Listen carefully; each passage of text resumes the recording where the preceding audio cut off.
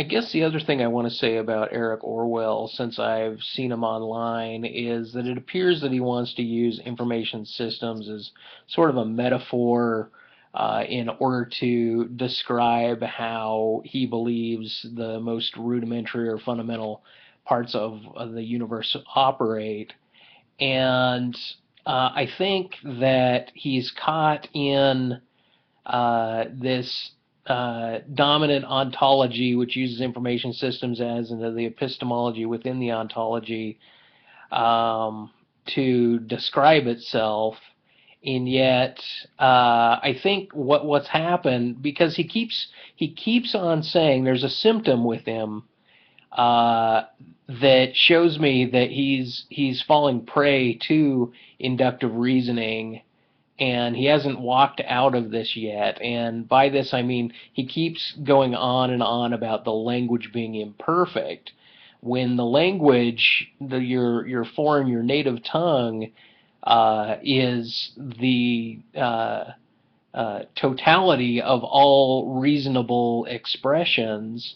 Hence, any expression that is understood within the language that it's being spoken.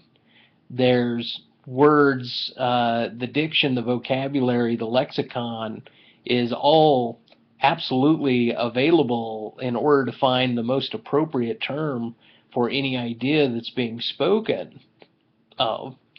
And so people can generally get across their ideas even if their oratory skills are radically different than other people's oratory skills. And so I guess what I'm saying is that because Eric keeps saying that the language is defective, that our relative perspectives of what's being said from one individual to the next are always incomplete.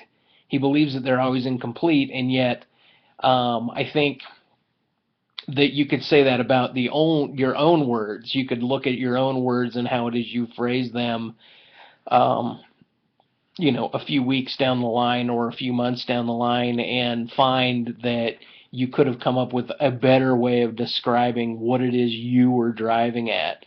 So there's this notion that there's this underlying subtext of an individual's intent that is never quite reached by the words that are being spoken. And then there's this symptom of attempting to say that the symptom is an individual that says that the language is imperfect. And what this is a symptom of is somebody that's falling prey to inductive reasoning.